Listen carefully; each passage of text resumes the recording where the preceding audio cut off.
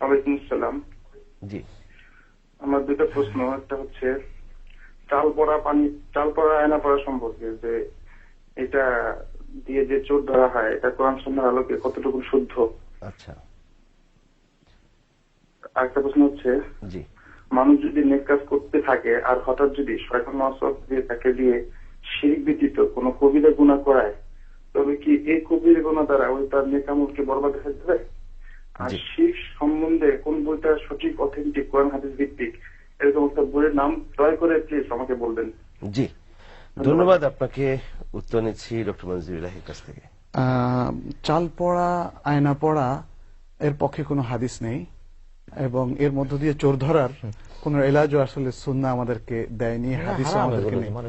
এগুলো এক ধরনের কুসংস্কার, অথবা ধর্মের লেবাসে কিছু একটা সংস্কার অথবা কিছু একটা প্রথা চালু করা হয়েছে, এবং এর মধ্য দিয়ে যারা এই পড়াটা দেন তারা হয়তো অনেক সময় তাদের টাকা কামানোর একটা উদ্দেশ্য হতে পারে। এবং আসল কথা হচ্ছে, চাল পড়া এবং আয়না পড়া দিয়ে কোনো চোর ধরা যায় না। চাল পড়া আয়না পড়া এগুলো দিয়ে যদি চোর ধরা যেত, তাহলে প্রত্যেকটা থানায় থানায় ড্রামে পরে ড্রাম থাকতো, চাল ডাল আয়না এ সমস্ত থাকতো, আর রিমান্ডের পরিবর্তে সন্দেহভাজনকে ধরে ধরে এই চাল পড়া খাওয়ানো তাহলে বোঝা যেত। এটা একটা ইনভ্যালিড জিনিস, যেটা ইসলাম কখনো সমর্থন করেনি। যদিও এখানে ইসলামিক কিছু যে দোয়া টোয়া মন্ত্রতন্ত্র পড়ে একটা ধর্মীয় রং এখানে দেওয়া হয়েছে। এর মাধ্যমে কাউকে চোর সাব্যস্ত করলে তো কবিরা গুনাহ হবে, একজনের ইজ্জত নষ্ট করা দলিল ছাড়া। অবশ্যই অবশ্যই। আরেকটি প্রশ্ন ছিল, আমলে সালেহকে শিরক ছাড়া অন্য কোনো কবিরা গুনাহ ধ্বংস করে কিনা। তার মানে হচ্ছে তিনি জানেন, এবং কোরআনের বক্তব্য হচ্ছে তাই, লা ইন আশরাকতা লা ইয়াহবাতান্না আমালুক। শিরক মানুষের আমলকে ধ্বংস করে। এছাড়া অন্য পাপ মানুষের আমলকে ধ্বংস করে, সেটা সরাসরি দলিল নেই। তবে আমলের মধ্যে, ঈমানের মধ্যে ঘাটতি তৈরি করে। পাপ যেমন অন্তরের মধ্যে একটা ছোট বিন্দু, কালো বিন্দু তৈরি করে, হাদিসে এসছে, এবং সেই বিন্দু বাড়তে বাড়তে বাড়তে পুরো হৃদয়টা অন্ধকারাচ্ছন্ন হয়ে যায় এবং মহরাঙ্কিত হয়ে যায়। ফলে সেখানে আর আমলে সালেহের কোনো স্থান থাকে না, তাওহীদের স্থান থাকে না, ঈমানের স্থান থাকে না। অতএব পাপ মানুষের ভালো কাজগুলোকে অবশ্যই এফেক্ট করে, এটা কিন্তু বাস্তবতা।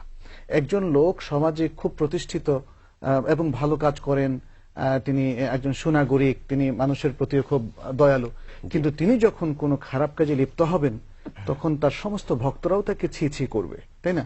এটা একটা বাস্তবতা, এবং শরিয়াতেও সেটা একদম ফেলে দেওয়ার মতো নয়। তবে কবিরা গুনাহ দ্বারা তিনি ইসলাম থেকেও বের হবেন না, এবং তার মূলত অন্য সওয়াবের ঘাটতি হবে, সেটি হবে না, একবার বাতিল হয়ে যাবে, একদম বাতিল হয়ে যাবে না। তবে যদি মানুষের হক তিনি নষ্ট করে থাকেন, সেই কবিরা গুনাহ করে থাকেন, তাহলে কিয়ামতের দিন তার নিজের আমল সালেহ থেকে টেনে ওই ব্যক্তিকে দেয়া হবে, অথবা তার যদি আমল সালেহ না থাকে, তখন ওই ব্যক্তির পাপ তার উপর বর্তাবে। অতএব পাপের কনসিকুয়েন্স এবং তার এন্ড রেজাল্টটা, তার শেষ পরিণতিটা কিন্তু খুবই ভয়াবহ। তিনি শিরক সম্পর্কে কোনো গ্রন্থ আছে কিনা জানতে চেয়েছেন। শিরক সম্পর্কে বাংলায় শিরক কি ও কেন, খুব ভালো একটি বই আছে ডক্টর মুজাম্মেল ওনার, এবং শিরক ও বিদআত নামে একটি গ্রহণযোগ্য বই রয়েছে, যেটি মৌলানা আব্দুর রহিম রাহিমাহুল্লাহ। অনেক বই আছে এখন মার্কেটে, এখন বাংলায় অনেক বই আছে, তবে এই বইগুলো, এই দুটো বই ভালো। জি, অনেক অনেক